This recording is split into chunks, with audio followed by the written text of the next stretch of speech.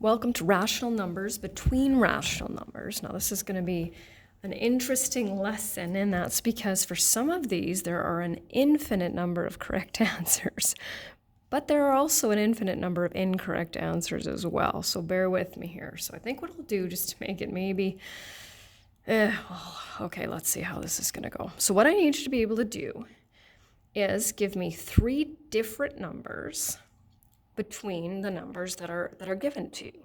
One has to be an integer, one has to be a simplified fraction, and one has to be a decimal. So first we'll start with 14 and 16, okay?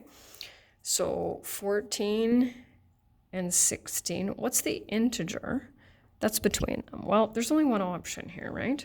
And I guarantee you that there will always be an option, right? So there it is. Okay, between 14 and 16. Now we need a simplified fraction. So that means I don't care if it's mixed or improper as long as it's simplified. All right? Now, how many fractions are there between 14 and 16? Well, there are an infinite number, right? And I'm going to see if I can just sort of tuck this number line here.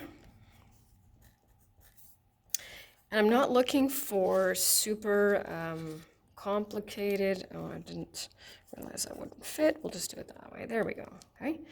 So we know that, of course, this is going to be our 15. Okay. So we have our natural numbers, right, of 14 and 15. So here's our range. So the numbers that we pick, that we write down, have to be in between those numbers. Okay. So let's kind of look at this point here. What fraction would that be? Well, that's halfway between 14 and 15, right? So it would be 14 and a half. We can totally use that one, and we will. So 14 and a half. Now I'm going to jump ahead just to the decimal. So because we chose 14 and a half, we cannot use 14.5 because I'm looking for a more broader sense, right? In your number sense than just the basics. What would another simplified fraction be, right? 15 and a half. So depending on the numbers that are given, you can't always choose a half, but if you can, then by all means go ahead. Okay, so now let's look at the decimals. So we're not going to choose 15.5 and 14.5, but how many other decimals are there? Well, infinite, right? So let's go 14.4, okay? 15.9. So all of these numbers that we wrote are between 14 and 16. Okay, now we're going to do some negative numbers here. So I highly recommend, if you're struggling with this, to use a number line.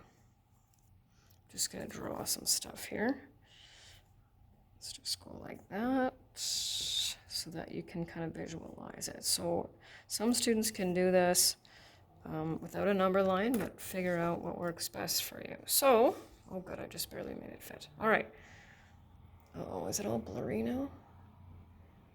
That's a little bit better.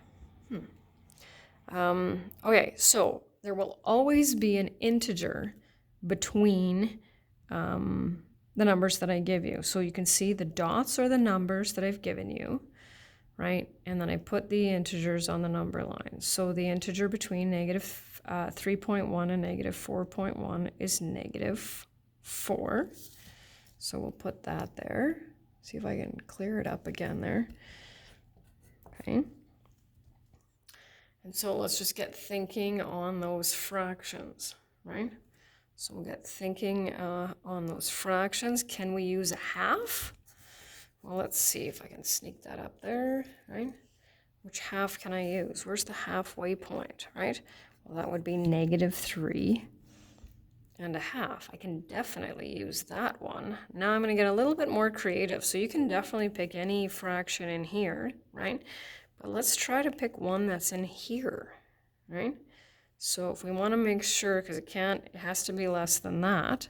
So I'm going to write my negative 3.5 in here.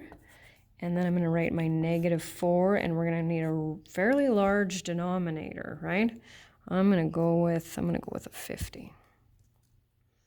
So we're not going to use negative 3.5. And watch also, if the numbers that I give you are negative, sometimes it happens that students forget those negative signs, and unfortunately it has to be marked wrong because it's wrong, right? So let's go with, what are we thinking for decimals? Now these ones are decimals, so they're not too bad, right? Negative 3.7 and negative, I'm going to go with 4.03. I know you can't see that, but that's okay. And the last one that we're going to do here is 1/6 and 7/6. I'm going to try to do another number line once again. So try not to make it that big. And it's not drawn to scale so much, but it's, you know, I've tried to make it so that it's definitely close, I suppose. So here we have 0.17 repeating. 0.16. There we go. 0.16 repeating and 1.16 repeating. So sometimes students find it easier to convert fractions to decimals for, you know, the decimal part of it, et cetera, right? So what's the integer that's in between those? Well, here's our picture, right? So we can see that the integer between those is 1. What kind of fraction can we use? Well, can we use half? Absolutely. So we'll use a half. And I'll slide it over here in just a minute. And then any other, right? So we know that we need proper fractions if we want it to be less than 1. So I'm going to go with 7/8, which would probably be right about here. Okay. And then for decimals, right, you can either try to get one that's right there. So I'm going to pick 1.05 and 0.3. So this will take a little bit of practice.